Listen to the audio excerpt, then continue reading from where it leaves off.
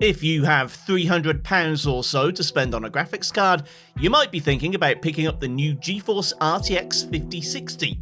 On the other hand, if you want to spend a little less, need more than 8GB of VRAM, or simply like the idea of owning a former flagship for a fraction of its original selling price, you could consider getting yourself a second-hand RTX 2080 Ti, which has many of the same features, 11GB of VRAM, and often sells for less than the price of the new 5060. See? It's not a stupid comparison at all.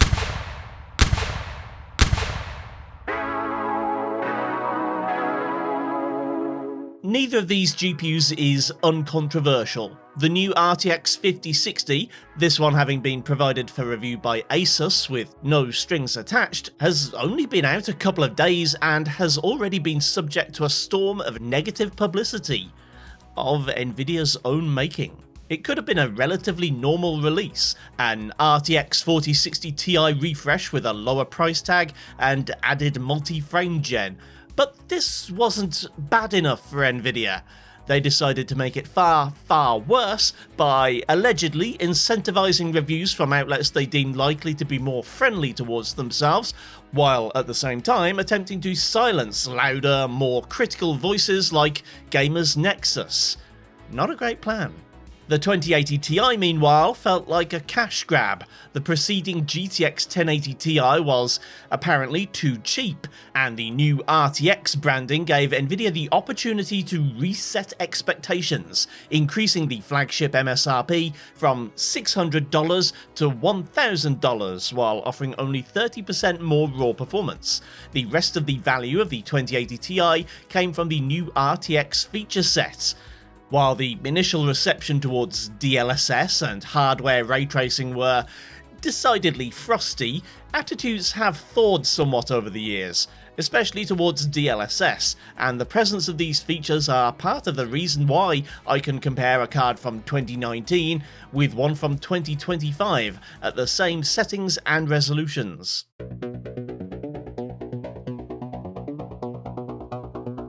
This particular RTX 5060 is an Asus Prime OC model, which sells for about £65 more than the cheapest cards, and comes with a decent-sized triple fan cooler and a 3% overclock.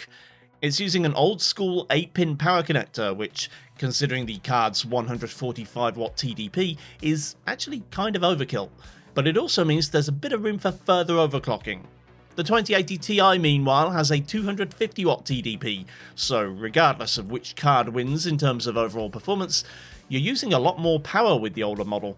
It also runs a lot hotter. I changed the thermal paste and still had to set a custom fan curve to keep things around 80 degrees, whereas the lower wattage 5060 is comfortably under 70 without even having to ramp up the fans very high. The 5060 is the cheapest card in the current lineup to offer the full suite of DLSS and RT effects. Version 4 of DLSS offers far more than simple upscaling, with ray reconstruction improving RT noise reduction, the transformer model improving the overall quality of upscaling, and frame generation is also here, but now with bigger numbers. Meanwhile, the 2080 Ti is a first-generation RTX card, and, to Nvidia's credit, they have at least kept it somewhat up to date. Ray reconstruction is present, as is transformer, though apparently the new upscaling model is heavier on old architecture, which we'll look at later on. Also, this series completely lacks access to any kind of DLSS frame gen. Say it with me. Ah. Why is nobody eyeing? In all seriousness, a form of frame gen is available through alternative means, such as FSR and the lossless scaling app, so you're welcome to try the technology out and see if it's to your taste, without having to invest in a 40 or 50 series GPU. I'm testing both cards using my moderately priced test rig with a Ryzen 5 7500F and 32GB of DDR5, and I'm using the latest drivers as of the public launch of the 5060. Starting with a couple of new releases. Doom: The Dark Ages is another game using the latest iteration of the id Tech engine, and it's built from the ground up using hardware RT. Both cards meet that requirement, but like Indiana Jones before it, Doom is pretty thirsty for VRAM. The 5060 gives an amber warning at medium and low presets. However, I played through 3 chapters at 1080p medium and had zero complaints. Also, the game's a lot more enjoyable than I feared it would be, especially after the slightly cringy, bad sci-fi intro cinematic. The 2 cards are separated by about 10 frames at the medium preset. However, I did feel comfortable enough with the 2080 Ti's 11GB frame buffer that I tried a run at Ultra, which worked flawlessly, but fell just short of a 60fps average. It may be more liberating to have the extra memory, but this GPU needs to use DLSS to get a frame rate worthy of a modern Doom game. 1440p isn't really the target market for the 5060, unless you're mainly interested in games from the 2080 Ti's era, and the 45fps average of that older card is a long way short of the mark. The 5060 does a bit better, but at this point it's getting a red VRAM warning at both medium and low, so while it performs fine over a short benchmarking run, I can't guarantee that would hold up over the full game. Clair Obscur Expedition 33 is a turn-based RPG with an interesting parry-focused combat system. This genre doesn't usually get benchmarked on my channel because games like Persona and Metaphor aren't particularly GPU heavy. However, Expedition 33 is an Unreal 5 game, one of several on my test suite right now, so it's a bit more demanding. These 2 RTX GPUs can happily handle the high preset at 1080p.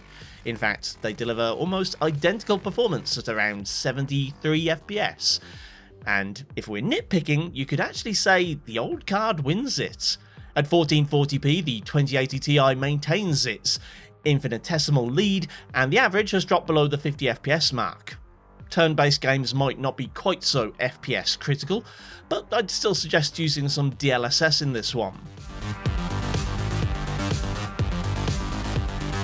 Like Doom, AC Shadows struggles a bit at the high preset. Not because of VRAM, but just a general lack of performance.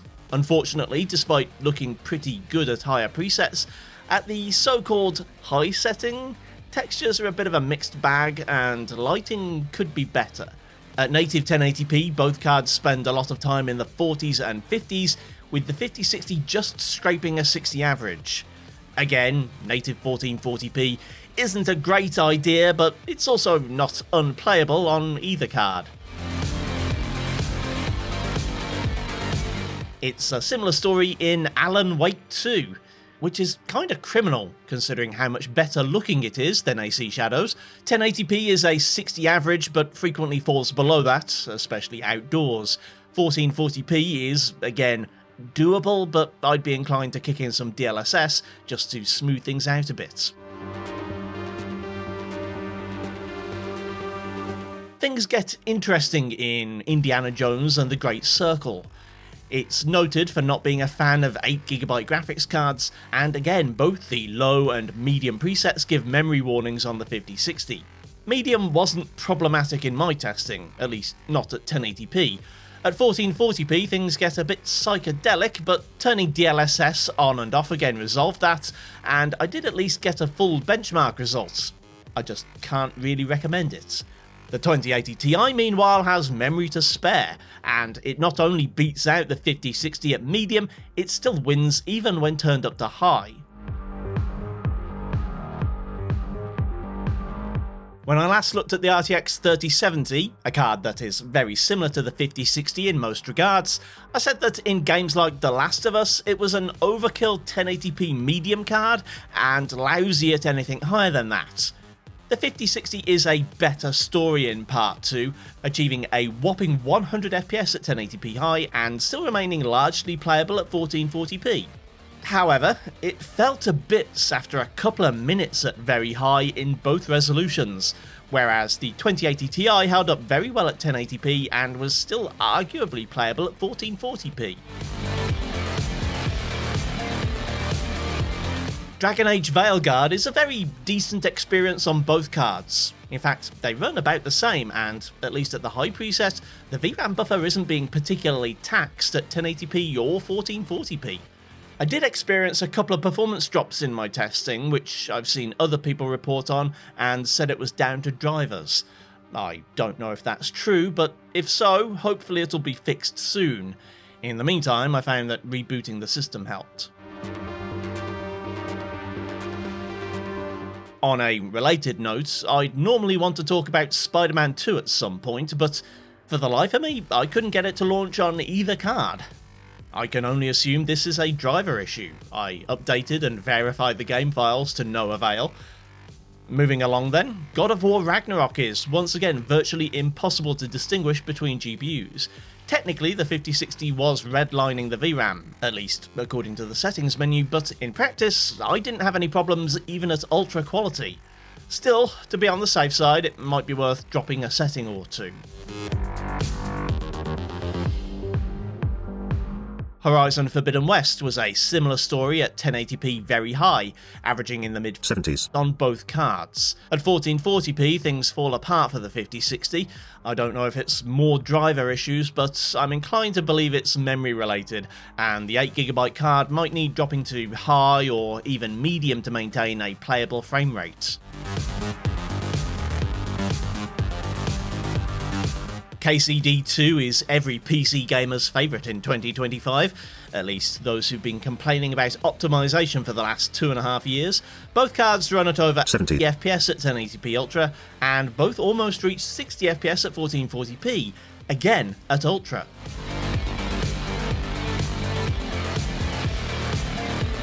Black Myth Wukong is UE5 game number 2 on my list, and it's rough. Thankfully I didn't have to drop below high to fit into VRAM, because it can look particularly gnarly at lower settings, but you might want to use some upscaling as it barely manages 60 FPS even at 1080p. The 5060 holds a small lead at that resolution, which then vanishes at 1440p. Apologies, I'm still using the free benchmarking version of Monster Hunter Wilds. I've tried the game and it's really not my cup of tea, but it's given an interesting result. For once, the 5060 has a very clear lead over the 2080 Ti, to the tune of about 25% or so at both 1080p and 1440p.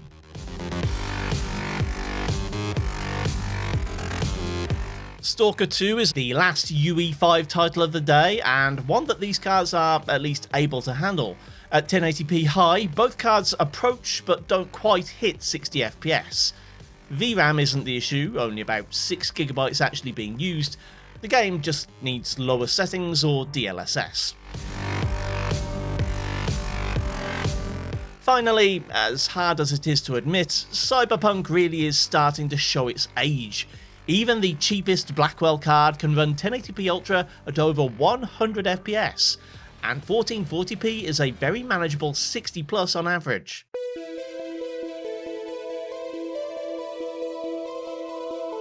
Which brings us neatly onto the topic of ray tracing. Many of the games tested so far already use some degree of ray tracing, even in the default modes, and neither of the cards here are particularly suited to the heaviest types of RT like path tracing. However, there were a few games I got to test with extra RT enabled. I don't usually use upscalers in benchmarks unless they're absolutely necessary, and in this case I felt it was, so everything was tested at DLSS quality. Cyberpunk's Ultra RT mode is very acceptable at 1080p on both cards, and enabling the higher quality transformer model only reduces average performance by a few frames. However, there is a trade-off to be had here.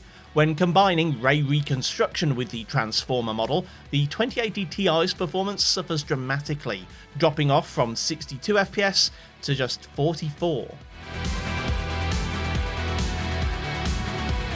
Alan Wake 2 with high RT gives us another chance to see how the 2080 Ti holds up with ray reconstruction and the transformer model, which is an excellent name for a band. The 5060 only loses 5 to 10% performance over the legacy convolutional model, whereas the 2080 Ti loses 20% or more. However, it's kind of academic, neither is particularly playable at these settings. Things also aren't looking good for Black Myth Wukong with maximum RT, which includes path tracing, and you need to spend some time working out which settings you need and which you don't in order to get a playable frame rate. It's going to be much easier on the 5060, as the 2080 Ti doesn't handle path tracing at all well, and is over 30% slower than the 5060. RT in Dragon Age is kind of a no-brainer for the 5060. So long as you can tolerate the slight image degradation from DLSS quality, you can enjoy the same performance as without RT at native resolution. The 2080 Ti, meanwhile, suffers a near 20% loss in average frame rate, and while not unplayable, it is a little disappointing to see.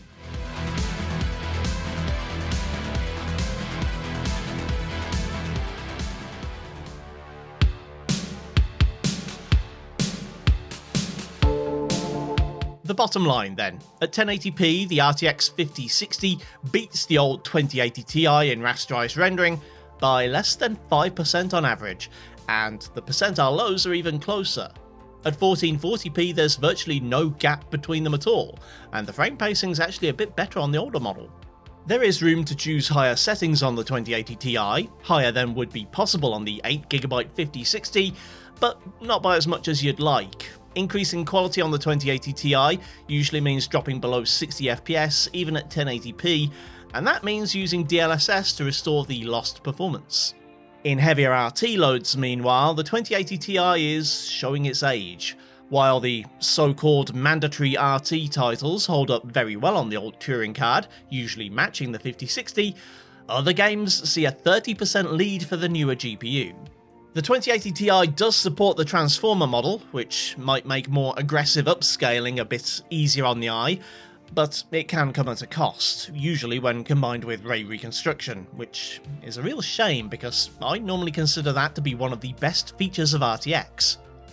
Does that mean there's a winner? Hard to say.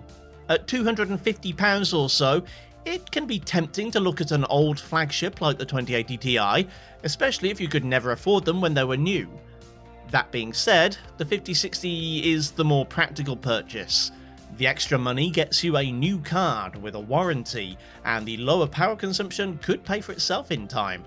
Of course, I'm among the people who think you shouldn't spend this kind of money on an 8GB card anymore, so I'd argue in favour of the 16GB 5060 Ti or the upcoming 9060 XT, but that's a topic for another time.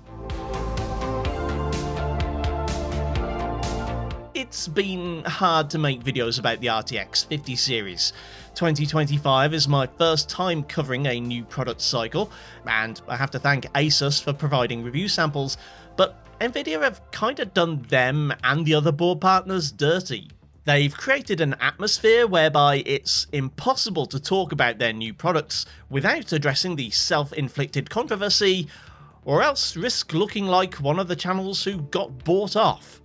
Hence why I've had to get a bit more creative with the last few concepts, so I hope you've enjoyed them. If I have time, I'll throw together a bit more of a buyer's guide type video soon, where I'll compare the 5060 to the B580 and RTX 4060. In the meantime, thanks for watching, kindly do the usual YouTube things if you feel so inclined, and I'll see you next time.